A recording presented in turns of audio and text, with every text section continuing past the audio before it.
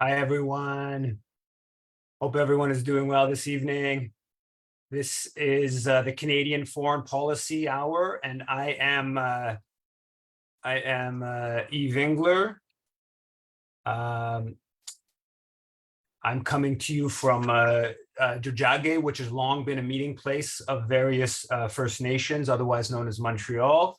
And I think we're at like the 75th or something like that Foreign Policy Hour, which is a weekly update on Canadian foreign policy from a critical perspective, trying to, of course, put pressure on the government to be less bad in its foreign policy, and also to deepen our collective consciousness on the left, and more generally on Canadian foreign policy. So we have a special guest this evening that's been doing some great research into the biggest Canadian form of contribution to Palestinian dispossession, specifically charities in this country that are supporting the apartheid state, and including some egregious forms of backing settlements, Israeli military, etc. So we'll have a extended discussion with Karen Rodman of Just Peace Advocates. But before that, I'm going to jump right into some developments in Canadian foreign policy. The Rwandan state media outlet, the New Times, I believe, had a story called "General Dallaire Visits Rwanda Peace Academy."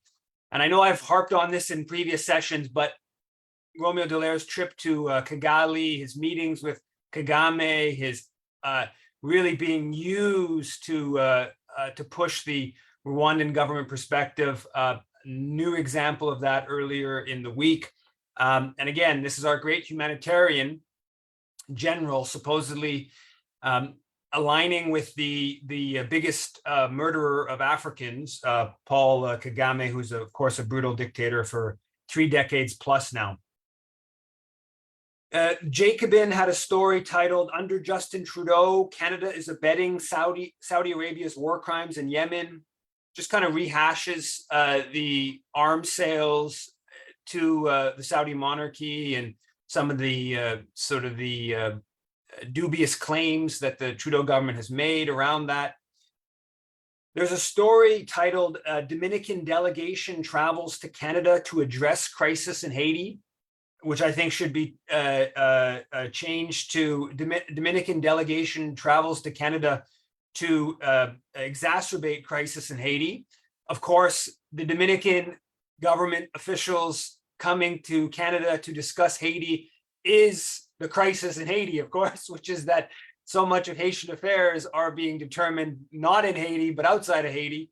And of course, there's a long, horrible history of Dominican racism towards Haitians, and in recent years, that's led to the expulsion of huge numbers of Dominicans of Haitian descent, who many sometimes 3 generations been living in Dominican, but have been expelled because they don't have the paperwork. And of course, there's an anti-Haitian element, and there's also an anti-Black element to that. And so the idea, again, that Dominican Republic and Haiti and Canada are the sources of helping Haiti is just counter to the historic, recent and longer term historic reality. A number of Canadian gold companies, Mining Watch reported, Echo Oro Minerals, Red Eagle, and Galway Gold are suing Colombia for lost profits international tribunal following the introduction of environmental protection measures won by the communities mobilized. So another example, we got dozens of examples of Canadian mining companies pursuing governments for impeding their profit making when governments respond to local ecological concerns, or around gaining greater resources or gaining greater share of the resources being extracted. So there's a long there are many examples of that taking place, and recent ones taking with regards to Colombia. And again, always whenever we talk Canadian mining industry, it's very important to remember that the Canadian government backs the industry in so many different ways. Hill Times published a story titled "Critics Worry Canada's Approach to Pandemic Treaty Marks Continued Gap Between Rhetoric and Reality on Vaccine Equity." So coming out of the pandemic, the Canadian government, of course, aligned with Big Pharma, with the World Trade Organization TRIPS rules around intellectual property, which enabled or blocked more equitable distribution of vaccines. And apparently the Canadian government in the negotiations is continuing that position, again, aligning with the interests of Big Pharma against the interests of the global South and the impoverished majority. On the front page of the Globe and Mail on Thursday or Friday, the big picture at the front was "A force to be reckoned with," and an image of young 17, 18 looking age Indigenous men and women, or teenagers, I guess, maybe. And it said, "The annual Bold Eagle program takes Indigenous youth through the rigors of military training to cultivate leadership, fitness, teamwork, and resiliency." And there's been a development in recent years, especially, of really honing in on the Indigenous martial patriotism of Canada, really sort of playing up the role of Indigenous people within the Canadian military.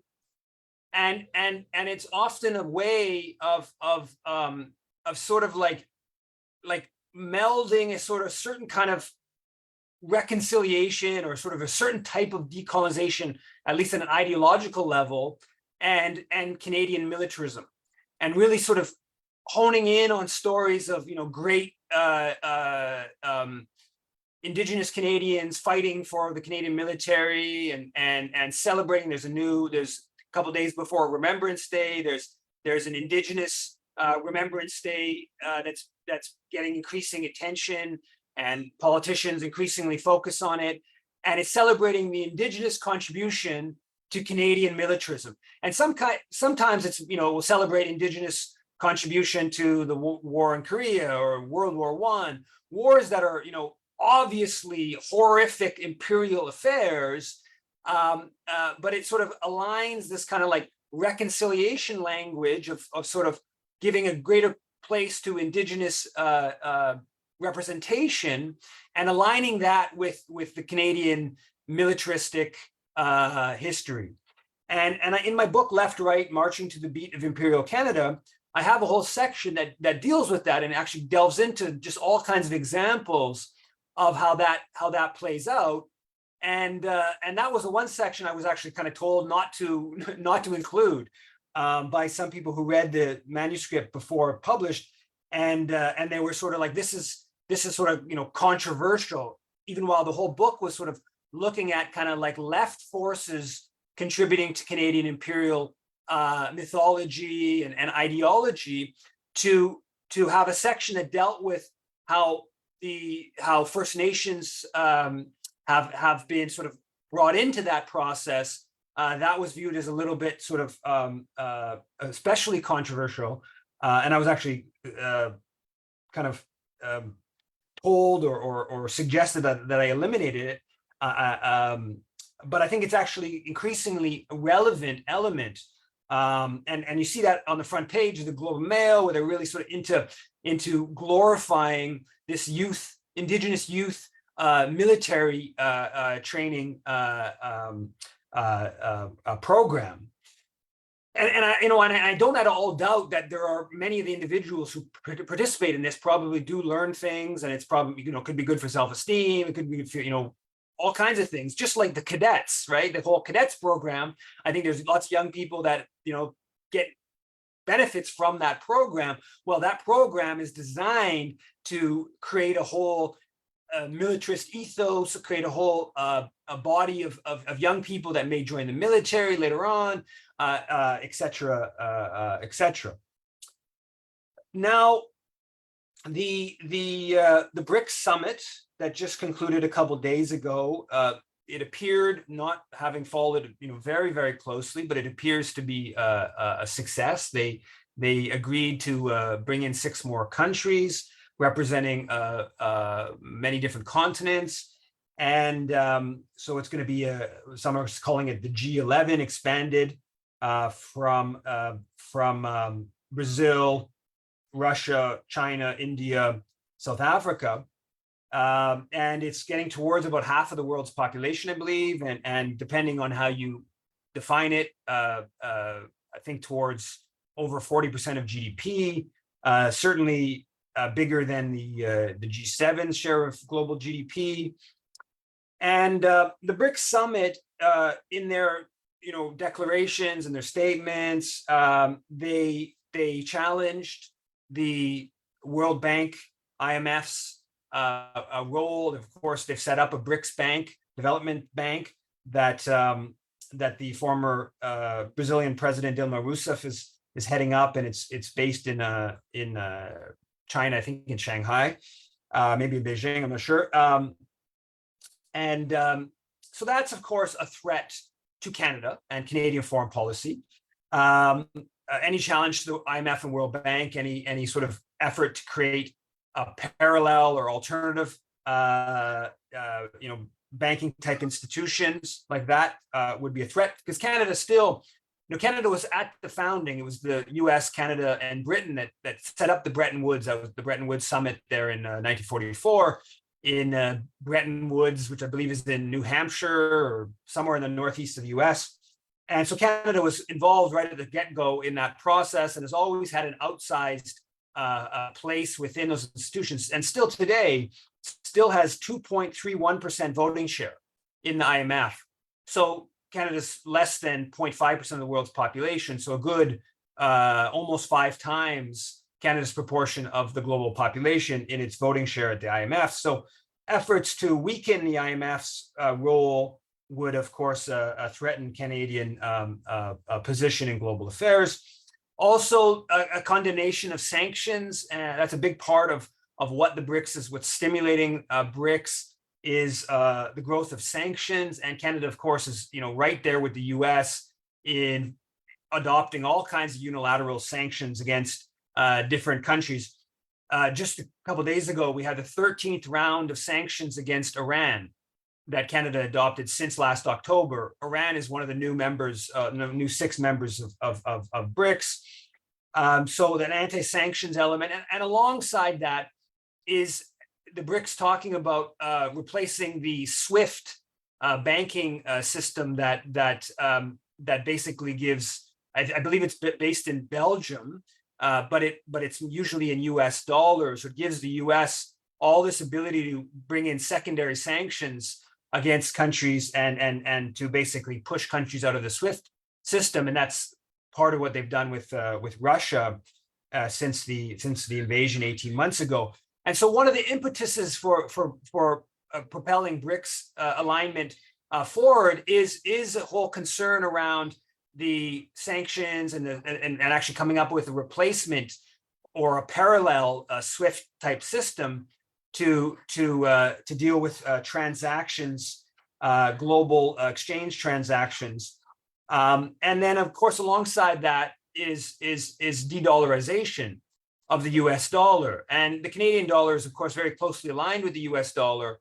So efforts to de-dollarize would presumably also have an impact on the Canadian dollar. So that's part of the BRICS impetus. And so I saw very little from the Canadian government responding to developments at the BRICS Summit. Obviously, it was a big media affair, and international media gave it a lot of attention, less so in Canada, though the Canadian media did cover it, the summit, but obviously less so than international media. Now, some on the left are very supportive of BRICS, and which I have a broad alignment with. Now, there's some people on the left that have countered that BRICS is not a socialist alternative. Democracy Now! had a kind of two positions on the BRICS. They had Patrick Bond and Trevor Ngwane in South Africa, two leftists in South Africa, basically criticizing BRICS. This BRIC Summit was in South Africa, and they have I think an initiative called BRICS from Below, sort of a counter summit they organized, I think, type thing. And they were really critical of it's not really socialistic, and that it's it's just geopolitical, and there's these are carbon intensive countries and governments that very pro carbon kind of policies, and then they had Vijay Prashad the next day kind of countering that argument of sort of a poo-pooing on the BRICS with a more I think a more apt position on the BRICS, which is that it is a breakaway from the US dominated G7 order, and it is a positive development. It's certainly not socialistic. That's kind of a straw man argument. I think there are some forces on the left that in their kind of like BRICS, so great, they kind of almost imply that it's like a socialistic alternative. But even though I don't think anyone really ever says that, or very rarely does anyone claim that, but there's some kind of implication of that. Now, the counter to that, of course, is that we have a geopolitical climate that is just across the left. All the establishment left is just so much aligned with the G7 US-led geopolitical order that there's a segment of the left that I think maybe you could argue it goes too far in their promotion of something like BRICS, but I think it's partly response to the fact that the NDP, for instance, is completely down the pro-NATO, pro-US, anti-China, anti-Russia kind of following Washington's perspective on global affairs. And on that note, the Conservative Party has made a real big kind of like brouhaha over Environment Minister Stéphane Guilbeault going to China as part of the Council for International Cooperation on Environment and Development. And that's an initiative that actually the Brian Mulroney government set up back in 1992, and it's got some association with getting the name of the group, and it's Ottawa-based, I believe, Canadian-based, maybe it's Winnipeg even, Center for Sustainable Development or something like that. And so Canada's been part of this sort of China incorporated global initiative around the environment for more than 3 decades, and Guilbeault's participating in it, as he should, of course. And Pierre Poilievre is just going bananas and he saying that, it's just a sop to China, and how dare you, China's so horrible ecologically, and all this kind of stuff. And there's obviously some very counter, these are the same conservatives that say, we don't need to cut our greenhouse gas emissions because China emits so much more. And on a total level, that's of course true, but on a per capita level, that's not true. And yet here we're part of an initiative to try to work with China to lessen greenhouse gas emissions, and they're sort of poo-poo it. But that, of course, is all tied into this just over-the-top kind of anti-China sort of rhetoric and policy developing in this country. And there have been a number of more developments on that. You had a Globe article saying Trudeau accused of stalling foreign interference probe. The Globe and Mail business section had a column saying, letting go of China's money, the price Canada must pay for its principles. So now the report on business, the Globe and Mail report on business is all about principles, right? While Canadian mining companies are pillaging the world and they're cheering this on, but now it's all about principles. And principles, of course, is just a euphemism for what the U.S. empire wants. But they're making the case to the corporates in this country that we have to, put aside, the profit opportunities with China to focus on the U.S. empire or principles, more of a principles focus. The National Post published a column titled "Our Sovereignty is at Stake" by Tasha Karidian. I don't know if it's pronounced properly. I've seen her on Radio Canada, on CBC. She's a regular columnist, so she's viewed as a sort of liberal-minded National Post columnist. Now, this column was just completely wild for a whole bunch of reasons. First of all, she's framing this all as a big sovereignty. Of course, China is a threat to our sovereignty. And she literally says that China is the Chinese Communist government contributes to many of these problems, our housing crisis, drug addiction, the economy. She's blaming all of this on China. Okay. And then she goes in and she talks about Canadian nationalists like George Grant and Maud Barlow, who used to decry American cultural dominance. And so she's citing these, like some of the Maud Barlow, who's somebody who I have a fair bit of respect for. I don't agree. She's very bad on NATO proxy war, but she's clearly done lots of good activism with the council, formerly with the Council of Canadians. And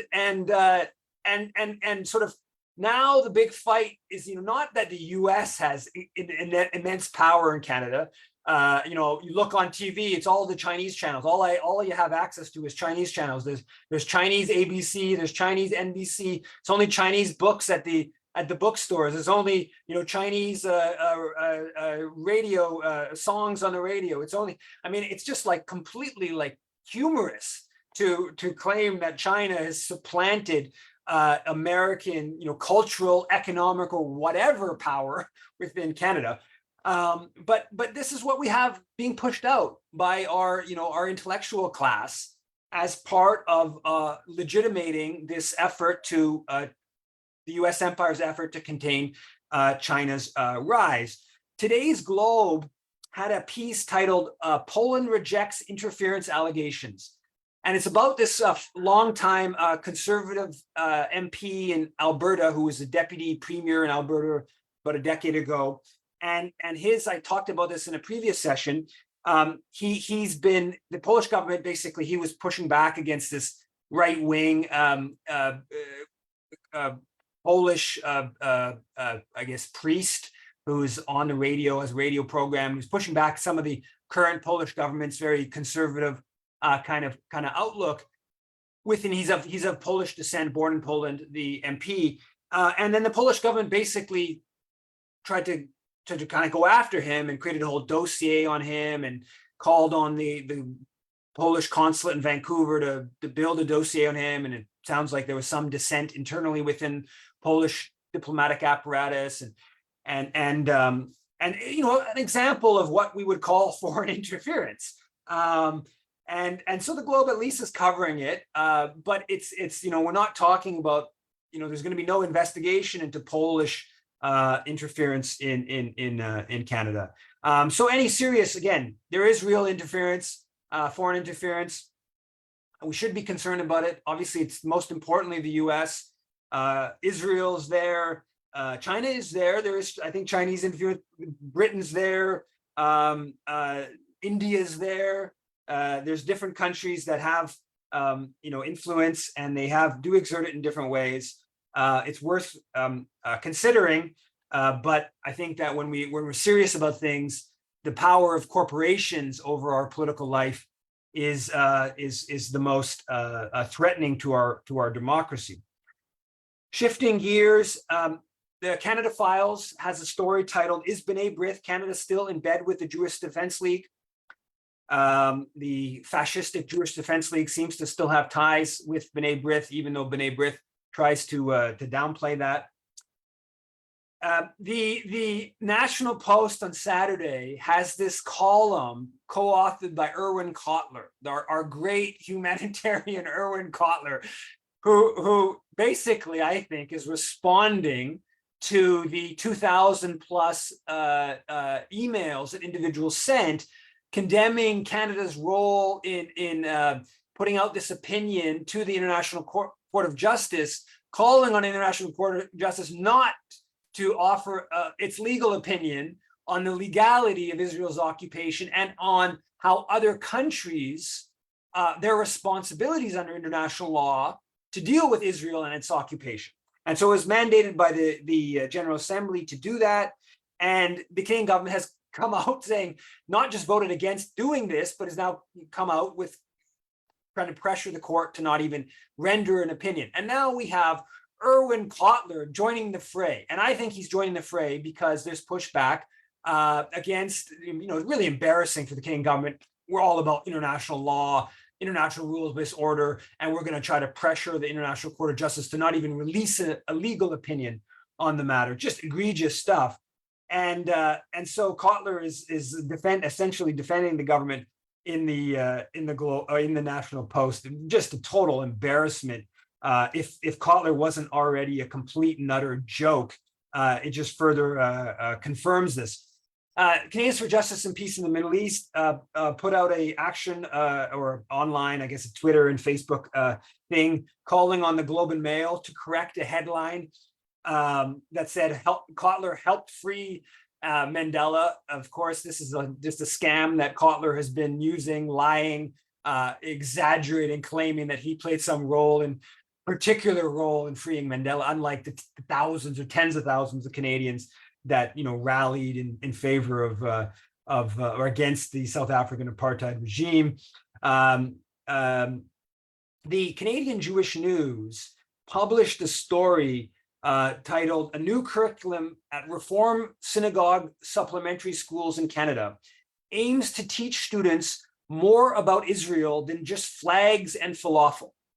And this story is kind of like a good news, bad news story. The good news is that basically the story implies that the standard just love Israel that's like pumped into young Jewish kids at these different Jewish schools, either the day school or the supplementary schools, that this is not working anymore. It's working less than it had maybe previously. I guess there's sort of more and more criticism of Israel out there, and the kids are catching on to the scam that's being put to them, that this is really just colonialist, Jewish supremacist, pro-apartheid kind of ideological indoctrination. And so there's some effort to come up with a bit more of a nuanced curriculum to put to the grade 3s, 4s, 5s, I think they talked about in the story. And so this is an interesting development. Now, nonetheless, it's still like a more sophisticated apartheid promotion. I think that would be another way of looking at what they're doing. Nonetheless, a sort of interesting development. Now that gets into the subject of tonight's main theme, which is this whole question of Canada's most important contribution to Palestinian dispossession, which is tied to the tax code, and it's tied to the donations to these organizations. Now, these schools, these Jewish schools that promote Israel, promote the IDF, and promote Zionism, I call them in a piece that I haven't published, but I've written, and I'm going to publish soon, Israel lobby sustaining organizations. They are building the youth that are going to later on be the pro-apartheid activists, the pro-apartheid donors, the pro-apartheid politicians, maybe the pro-apartheid, just pro-apartheid base of one element of the pro-apartheid base of activism in this country. That's what the Jewish schools are doing in part with their pro-apartheid Zionism indoctrination. And it's one element of how the tax code and the charitable status is used against Palestinians. So I argue, or I conclude, that over $250 million, I think it could be as much as $400 million in public money annually is going to a country committing the crime of apartheid and to groups promoting anti-Palestinian policies in Canada. Okay, so you have all these different groups I'll start off with the direct grants from the federal government, provincial government, municipal governments. So, for instance, in December, the Vancouver Jewish Community Center received $25 million for an expansion of its operations or its facilities, and that center includes an Israeli department and is adorned with Israeli flags. On top of that, the Vancouver Jewish Community Center is a sponsor of the Center for Israel and Jewish Affairs, the main pro-apartheid lobby group in Canada. So the federations across the Toronto Federation, Montreal Federation, they sponsor CJA. They receive, or initiatives they control, receive, I would say, about $100 million a year in direct grants from the federal government, provincial government, municipal governments. So, for instance, beyond this recent example, the community center, and there's many other examples, community center, the other budget, the Montreal Jewish Community Center received $7.5 million, I think it was, this in March in the recent federal government budget. The Montreal Holocaust Museum, which is run by the Federation here, they received $40 million recently in provincial, municipal, and federal funding to expand their facility. Now, that, again, the Holocaust Museum is run by the Montreal Federation, and the Holocaust Museum promotes the International Holocaust Remembrance Alliance's anti-Palestinian definition of anti-Semitism. And when the municipal government here opposed the IHRA definition, the Montreal Holocaust Museum sent them a letter criticizing Roger Montreal government for opposing the IHRA definition. So when you bring it all together, about I'd say almost $100 million annually of grants, public grants going to the federations and associated organizations that are tied to the apartheid lobby or apartheid lobby sustaining organizations. And when you get into the apartheid lobby sustaining organizations, you have like Israel studies programs at universities. You have Jewish studies programs at universities. You have, of course, I mentioned many of the Jewish day schools, which also often get, here in Quebec at least, get direct government grants. They all also get, there's like hundreds of millions of dollars raised annually for Canadian-focused organizations, anti-Palestinian organizations, through charitable status, right? So the federations all have charitable status. And so every dollar, and they raise like a couple hundred million, they have like a couple $1 billion in assets. The donation, when you give money to the federations, you receive a tax credit. So about, depending on the donation, but about a third of the money they raise, which is into the hundreds of millions of dollars a year, a third of that money comes from the taxpayer, subsidized by the taxpayer. So that's part of this incredible contribution to Israel or anti-Palestinian organizations in this country. And all this needs to be politicized, right? We need to start challenging it. It's not going to have any political effect in the short term, right? The federal government's not going to stop donating to the Montreal Holocaust Museum or giving grants to the Montreal Holocaust Museum because we start politicizing this. But with time, the federations and their ties with CJA, their direct ties with Israel, their ties with the apartheid lobbying has to be politicized. It has to be challenged. And I think with time, we can make this more and more controversial. And then maybe you can imagine somewhere down the line, a progressive governments being elected that decide they're no longer going to give any donations or grants to the federations, while the federations sponsor CJA and so many different forms of apartheid promotion. Now, the main thrust of tonight's discussion is another component to this apartheid promotion in Canada, or public subsidies for apartheid promotion, which is the whole question of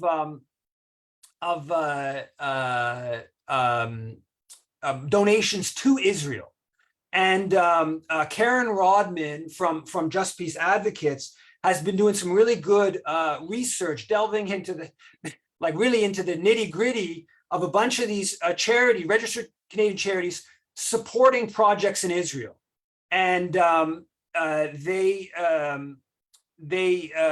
there's so much kind of there, and I don't think we can get into all of the details. I think it's more of something that's better in the written form to get into the details. And there's been a whole bunch of submissions to the Canada Revenue Agency detailing the individual charities and how they are violating Canada Revenue Agency rules and pushing the Canada Revenue Agency to revoke the charitable, or first of all, audit these groups and then revoke the charitable status. But we're talking about, we don't know what it is, but we're talking about something like 400 million, certainly more than $250 million a year of money being raised by registered Canadian charities, being sent to Israel, oftentimes supporting projects backing war crimes in the West Bank, settlement projects, backing the IDF, backing explicitly racist organizations. All of this contravenes current Canada Revenue Agency rules. And so we have a good case to be made to actually have these groups' charitable status revoked right away. And as we'll get to in a second, that's actually happened a bunch. And that's an interesting question as well. So first of all, I just want to thank Karen. Thanks, Karen, for coming on. And sorry, I think I went on a bit longer than I expected. So we might be a bit tighter with time to get into some of this stuff. But first of all, I guess I want to get into just maybe just a quick little overview of this question of supporting charities in Israel and some of the work you've done on looking into it and pushing their CRA to revoke charitable status. And I think I've asked to unmute you, so you should be able to unmute. Good now. Good, yeah, you did, and then I unlocked and I locked again. Thanks, Eve, and thanks for doing this program with such steadfastness each week, and to the amazing audience that join with you. Yeah, so we can, as Eve said, there's just so much to look at. There's been about a dozen complaints that I'm aware of that have been made. Some of those are because I helped or did some of the research for them. They have been put in under various people working together, David Mivishar, Khaled Mumar, Bruce Katz, and other folks in terms of putting those in. We have had a couple of webinars in the past, and we can put the links in for those that Canadian Foreign Policy Institute and Just Peace advocates have worked on and had webinars about those. But those dozen or so charities are more than $100 million of funds that are going to support Israel out of Canada, the majority of them directly to Israel. Although what we're finding as we dig into more and more of these charities is that some money goes to other places, like to the US, which then may eventually find its way directly to Israel, or maybe playing a secondary role in terms of supporting the pro-Israel movement in other places, be that the US or in some other places. So certainly the Jewish National Fund is one complaint that most of the audience, I think, will be aware of, and that has been put in with folks mainly from Independent Jewish Voices over the last, I don't know, about 10 years, I think already. That particular one, although it goes back even much further, as people know as well. In terms of ones more recently, about, I think it was 2 years ago or so, Eve, that we put in, maybe it's almost 3, time goes by, especially with the pandemic timing, but with the Canadian Zionist Cultural Association, which is specifically money that is going to support military in Israel. And that came out of the complaint that had been made to the Attorney General and the investigation that had been passed over to the RCMP around allowing foreign military recruiting here in Canada. Some of the other ones that are more recent are and that we put in sort of since about December last year of 2022 have been more about specific funds going to Israel. Now, For a Canadian charity, they can actually transfer money to another charity that's considered a qualified donor here in Canada. So there are public and private foundations as well as charities, those sort of three classifications, and they can pass money through to another organization that also then is a charity and considered a qualified donor. For foreign money going out of the country, there is not a qualified donor, but there is provisions within the Income Tax Act and within the sort of supporting policy that any funds that are going to other places outside Canada need to be under the direct control of the provider of those funds. So a charity here in Canada needs to have agreements. We can put that link even up into the chat as we move along so people can see the details, but there's like lots of details about the contracts that are supposed to be in place to make sure those funds are being appropriately spent. And those could be charities in another jurisdiction like Israel or any other country. They also can be private contractors or consultants or others. And what we're finding as we dig in is there's a lot of individuals' names, like just individuals in the US or in Israel, they're getting money. So one would wonder what contracts are there to support those particular transactions. There's also a lot of lack of transparency where the details of who's getting the money is not listed at all, or where there's large gaps in the amounts between what's listed as a total aggregate sum and the actual amount that is listed in the more detailed listings. In some places, you're finding, private companies and other things as well. Of course, what we started out looking for were particularly where money was flowing to the Israeli military and particularly to settlements and particularly to organizations that would be trying to change the demographic makeup of Jerusalem as an example. So those types of charities. So we started out with one regarding Mizrachi. And Mizrachi is an organization here in Canada that has a link to basically a platform. Some of you may know Canada Helps as a platform here in Canada that you can kind of go on and pick a charity that you want to put money to and use the Canada Helps platform as an easy way to do that. There's a couple of those platforms for Israel, and one's called JGive. It's a fairly new one, just a few years old. I don't know, five or 7 years old, I believe.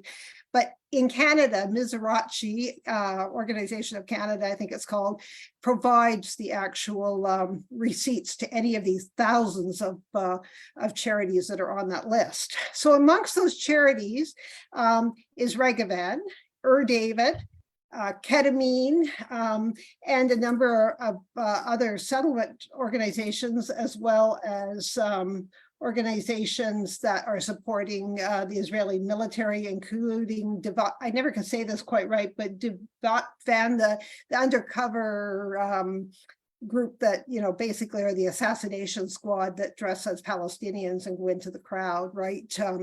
And so those organizations, Lone Soldier, that kind of thing. So with that, really fairly comprehensive detailed submissions were made to Canada Revenue that, outlined those givings. Now, in the case of Mizrachi, they don't list who they gave the money to. So we had to look at some different ways of finding that, including on their own website and through, other things we could find on the, web, as well as actually asking JGive if somebody was to make a donation to, say, Regavan or David, and David is, we again can put a link up there to help people know about David, but it's basically the group that is taking over Silwan and all of the sort of parts of East Jerusalem and the old city to basically make it totally Israeli, right? So we started to ask, and in fact you could even give a donation and get a receipt back. So we had sort of that verification. So there were a bunch of people and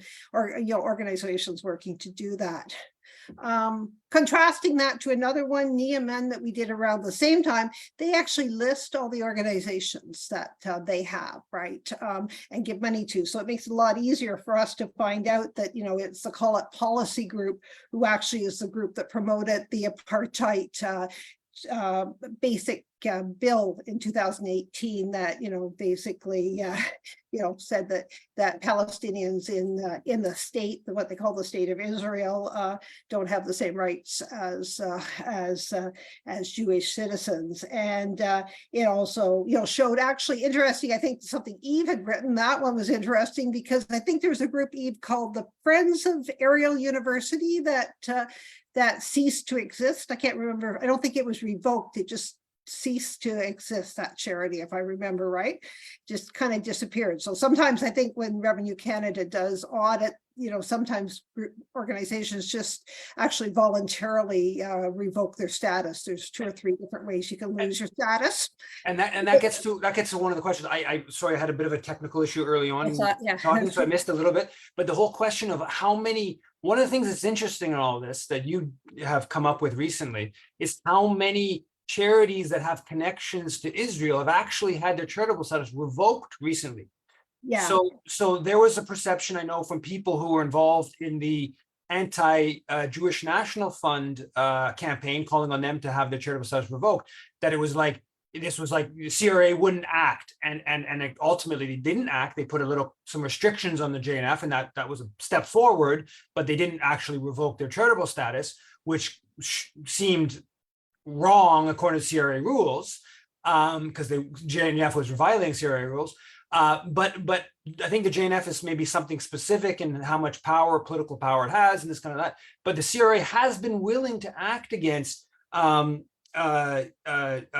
Israel-focused charities, and then also, and you may have mentioned some at the start, and I may have missed this, but also this question of the Jewish Heritage Foundation, and how it's gone from basically raising no money to $87 million over a 4-year period, and how it's connected in with these 2 charities that actually had their charitable status revoked, in part partly because they have very dubious financial records, but also because they were supporting the Israeli military and settlements. And so this area of the charitable status, it does seem like it's an important Canadian contribution, but it also seems an area where the CRA does seem to have a bit of willingness to act as a, you know, not just a political tool, but as actually follow the rules. But yeah, well, let me just finish the one little point about Ariel University. So that money that was with a charity that was revoked, it ended up, we found that the same amount, almost essentially the same amount,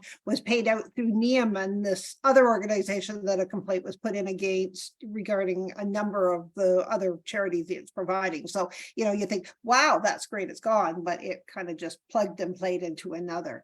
So to Eve's point about the charities, I started, you know, just basically digging around on the Canada Revenue public database that's available, along with using ATIP, access to information requests, to get other information.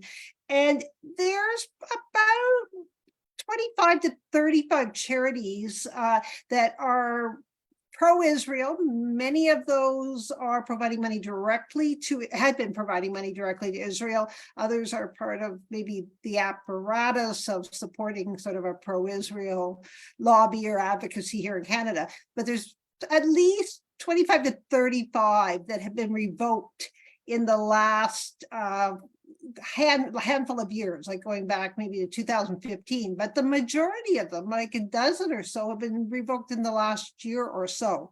So it is hard to know. Even I talked a bit before getting ready for tonight. I mean, it's hard to know. I mean, I think there's probably some of just doing their job.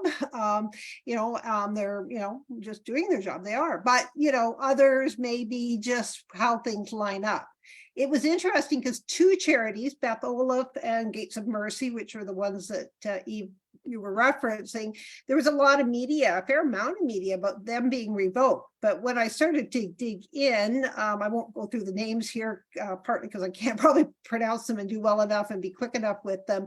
But there were a bunch of other charities that were pretty large that also were revoked at that time. So we will go public with that information once we can get, you know, it pulled together in enough detail. There's a dozen articles or papers on all of this by the time you work it through, because there's just details and details. So I mean, there were two different Br'nai B'rith organizations that were revoked. There's still, I don't know, I have to check again. There's still several others because there's more than one Br'nai B'rith charitable organization usually at any given time. So yeah, so on to Jewish Heritage Foundation. So it was known, I mean, an organization that kind of looks at charities. There's a couple out there. One is Charity Intelligence Canada.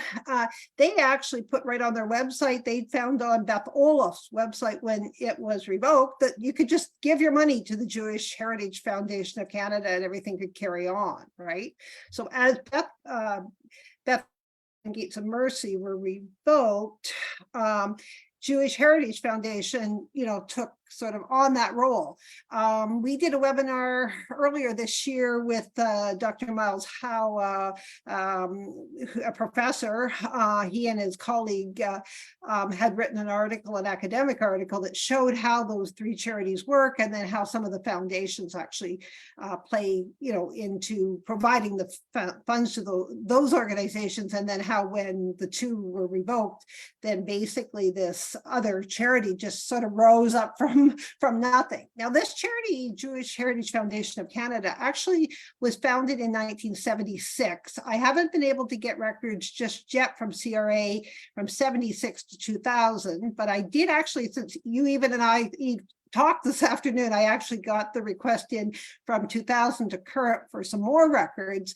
And yeah, they were pretty dormant right through until the other two were revoked. And then they went up to like 12 million bucks went to the US the first year. And then the next year it was up to like 60 million or something. And now it's like approaching 80, 90 million. They're giving money to other groups here in Canada. And then the majority of it, as we were saying, like, I guess, what was it, 87 million or whatever it is going to Israel. There isn't much transparency on what's going there. There are some lists. There are some gaps in the numbers of what you can reconcile. Like if 80 million went, I don't know if that's quite the right number, then about 40 million had lists of who it went to, but the other didn't. In those were a lot of individuals, a couple travel companies, I think. I mean, maybe they're a charity in the US or something as a travel company. I don't really know. Like, there's a lot of digging to do, but the money definitely is going to a number of settlement organizations, including the Hebron Fund, from what we can see, but it's also going to a lot of private schools and synagogues and stuff. Like 40 million went to 2 synagogues in the US over a couple of years from that charity, and that may be totally legitimate under Canada tax law, but then that becomes a broader policy issue. Like, are we supporting private schools and churches and synagogues and, you know, mosques and whatever, like faith communities in other G8 countries, I don't know, or G7 countries, right? So, but yeah, so that charity you would think would have been on Canada Revenue's like radar right off the bat, because it was really clear that it was like a plug and play, and other groups like Canada, the Charity Intelligence Canada, were already flagging it a couple of years ago as that happened, right? And then the academic article happened last November that outlined it. So, and then thousands of letters have been sent from folks on this call around these kinds of things, not specifically on the Jewish Heritage Foundation, but on sort of the other linkages of some of the earlier complaints. So, yeah. So the big picture you hinted on this with the thing about G7. I mean, the reality is Israel has a GDP per capita equal to Canada's. There's really no, you know, there aren't hundreds and hundreds of organizations in Canada subsidized the Canadian taxpayers sending money to Sweden, right? We're not doing that to Sweden. And we're not doing that to Japan. We're not, US is probably a little bit more complicated. There probably is a bit more of that. so that's one question. The next question is the apartheid. And if you believe in the boycott, divestment, sanctions movement, you're arguing for actually, divesting from Israel. What we're talking about is the Canadian taxpayer subsidizing donations to Israel, and including donations that already contravene current Canada Revenue Agency rules, right? Around no supporting other countries' militaries, no supporting settlements because it breaks Canadian foreign policy, and no supporting explicitly racist organizations. So when we talk about donations, I would argue that, I would argue the whole Canada Revenue Agency, the whole registered charity model is something that's biased towards wealthy people and should just not exist. If people want to make donations somewhere, make a donation. Why should the tax code subsidize your donation? So that's a much broader piece. Also, there's a component to this that we should say, and maybe a future talk discussion about charities in Canadian foreign policy, not just around Israel, in Canadian foreign policy. That's another element that I think deserves a whole, it's an important element, under discussed element to Canadian foreign policy. But specifically, when we're talking about the Israel question, we're talking about, this unique situation where Canada is providing all these subsidies to a very wealthy country, and we could be at as much as $500 million being raised every year by registered charities. So about a third of that would be subsidized by the Canadian taxpayer, going to Israel, and that's something that absolutely needs to be politicized. It completely undermines the argument that Israel is being singled out for difficult treatment. It's being singled out for uniquely beneficial treatment. It also goes totally counter to how we treat Palestinian. All the Palestinian political groups, or many of them, are listed as terrorist organizations in Canada, and you can't even have anything to do with those groups, let alone providing subsidies, but again, tax codes subsidizing groups associated with those Palestinian groups. So that the differing treatment towards Israel and the Palestinians is also another way of looking at this question. And unless you have, maybe if you have another comment, go ahead, Karen. Otherwise, I think I'll open it up to comments and questions. Yeah, well, I'll say Bloomberg does this, Neve has put it out a couple of times. They do this list of the largest charities in Canada that are giving the most money to other countries. So I have gone through that list. I think Eve's number of 300,000 or so is probably accurate and probably somewhat conservative based on just using that list and just searching, because there are a lot of church groups and other NGOs and such that are giving money directly to Israel as well. So that takes a little bit more digging to get into those. Yeah, some of these issues, it's a topic for another day, as you say, Eve, but certainly the lack of transparency does go beyond just what we're talking about. And it's these large foundations that then are giving money to basically organizations here in Canada that are acting kind of like a conduit that then provide it to another, organization or entity or individual or whatever in another jurisdiction. So there's a number of pass-throughs as well that, mean that, there are several parties that are complicit in this, not just the one that might appear at first glance, if that makes sense. So yeah, lots of work, lots of papers and stuff I think that need to follow. It's great to have an opportunity to just put that out there, and I welcome questions. Go ahead, Laura, and I made you a co-host. Okay, thanks. Yeah, so first I just have a little technical question. When they revoke the status of one of these organizations that's using money inappropriately, well, technically, what happens to their funds then? Because it sounds like a round robin, and then it goes to other organizations. So how does that work? And that was what I'm sorry, I'm trying never to do this, but I also had a question, Eve. I was just wondering if is there, in the same way that BDS grew out of the Palestinian movement, is there any such thing happening with Palestinians advocating for changes to tax codes and things that facilitate apartheid? I could probably take both of those, Laura, and then Eve add in. So, I mean, in the UK, when a charity is under investigation, I believe like it's sort of stopped, the money doesn't keep flowing. But here in Canada, it can keep flowing even as they're under investigation from what we hear and see. And sometimes the money even seems to flow after it's been revoked, because these organizations like give to each other even within the internal qualifying donor part. So yeah, and then the money they can carry on still as a not-for-profit as well, unless somehow that's removed as well. So yeah, that is a piece that, you know, becomes fairly obvious when you start to dig into it, but again, probably needs some work and maybe needs some legal work on it as well. In terms of this kind of a movement and discussion, yeah, I failed to mention Defund Racism, which is a group in Palestine that we work very closely with, that actually has listed a number of organizations that are getting money, like the Hebron Fund, like Regavan, like Her David, and a bunch of others. And that's where we kind of started here, was to dig in to those and try to figure out who in Canada is giving that money. There's a little bit of work happening in the US. I know there is a state bill in New York. It's a little different. It really isn't maybe getting quite at the core, but it is helping to raise public awareness around this.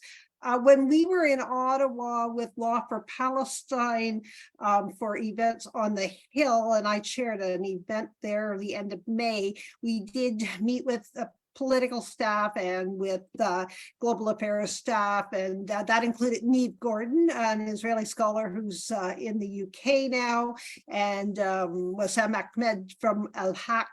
And I mean, we were really pushing this, and there's some conversation of how we can maybe do more work within the UK and here and academically to build some of this. So there's pieces, and I think those of us that are kind of digging into it are kind of aware of where some of this is at. We've had some conversations around this with some folks from South Africa around some of the support, not just related to Israel, but related to things around Hindutva and from the Kashmir context as well. So others may have more to add, but that's kind of some of the things that are floating around, but nothing formal, like not a formal movement or anything. It's more organic and working together academically, legally, with lawyers, with activists, you know, those of us doing research, that kind of thing.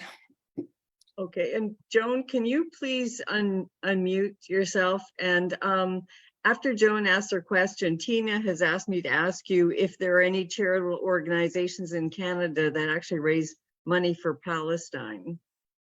Okay, go ahead, Joan, please.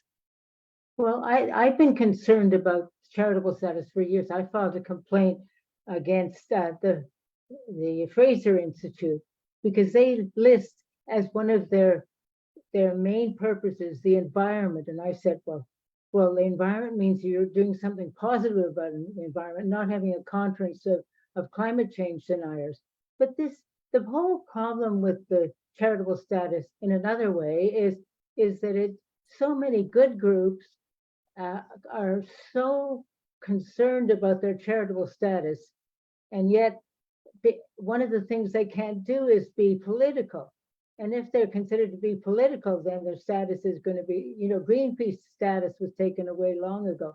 But I mean, what it's doing is having a tremendously bad impact on really good groups that undertake to spend a lot of time getting charitable status, and then they start to compromise, and that impacts the whole environmental movement and many other movements, because once you feel you can't be political, then you're going to lose your status. So this is a way that, so I don't understand why all these Israel groups have not. I mean, of course, they are always being political. Now, why haven't they lost their status? It doesn't make any sense. It's just anyone who speaks against the government and as a group will lose their charitable status. I also, there was another time I applied, and that was against a pro-military group that was funding the government all the time, to funding the military all the time. I mean, and the military's got enough money without having to have a charitable status supporting it. So this is and I have for years complained, but then people say, oh, well, so-and-so, this good group will lose its charitable status if we go after the whole notion of the charitable status. Then they start saying all these wonderful people will lose the charitable status. Well, there are far more bad groups that are benefiting from it than good groups losing their status. And some groups don't want to have charitable status because they want to be political. So I've always been against it. Anyway. Yeah, I mean, I've gone through, I know we're getting close to wrapping up. I've gone through the largest 50 or so of the charities, not just related to Israel, but yeah, like there are a lot of things, even with sort of well-known charities that are not, like there's gaps in information. And the Red Cross somehow managed to raise $65 million for the Ukraine in their 22 year end, which year ended about a month after NATO and when the Ukraine war started. So yeah, and with no money hardly going to Ukraine the year before. So there's like this political agenda lining up. And I mean, the church planting, like, Seventh-day Adventists or the Alliance churches, or, basically just providing money to, plant churches and or maybe they're doing other things while they're there, but it's very missionary, very colonial, right? So yeah, that whole broader conversation, as you say. Yeah, so money going to Palestine. I mean, as I started to work my way through, even the larger groups like Oxfam and others, I've been noting where money has gone to, quote unquote, the West Bank and Gaza, because there is no Palestine in the world of Canada, right? But, it's very, very, very small. So the Red Cross, as an example, sent $50,000 to Palestine, while it sent $66 million to the Ukraine in its last filing, just to give you a context. There are a couple of groups that, are raising a little bit more money for Palestine. We do raise a little bit on occasion. We don't do it because we stay away from tax charity for the reasons you've said. No interest in that at all. And just, have that money go. A couple of organizations that are sort of within our Palestinian solidarity network do have charitable status. And I know at least, one of them who spends a lot of time figuring out what they don't do because they don't want to lose their charitable status, right? So they're, that to me sort of takes away from what one's doing, right? But yeah, so there's there is some money going here and there, but not very big dollars at all. And as you said, this whole, the whole thing around labeling of terrorists, and the fact that even of the grant money that's available through the Canada office in Ramallah, through the head of mission or the consulate office in Ramallah, most Palestinian, self-respecting Palestinian groups aren't going to go near it, because you got to, declare that you've never met anybody from the FLP or the DFLP to get money. So, that money is going to the organizations that would have different political agendas than many of us on the call, I expect. Also, a lot of the money, not a lot, but quite a bit of the grant money, is going out from federal grant money through organizations that have charitable status. So some of the money, well, it would be going out at, the 30 or 50%, depending on somebody's tax bracket, subsidized. Some of that money is flowing right through at 100% grant, the same as other grants that aren't going through the charitable piece.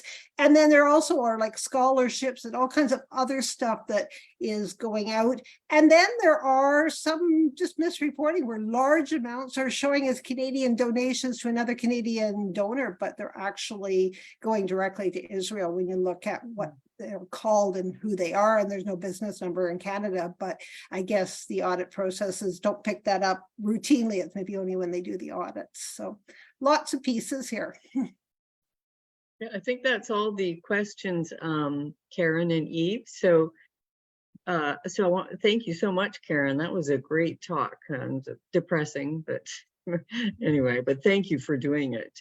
Do either of you have any final words that you? Well, thanks everyone. Have a good night. Thanks a lot, Yeah. Karen. Thanks so much, Karen. Thanks. Take care. See you, everyone.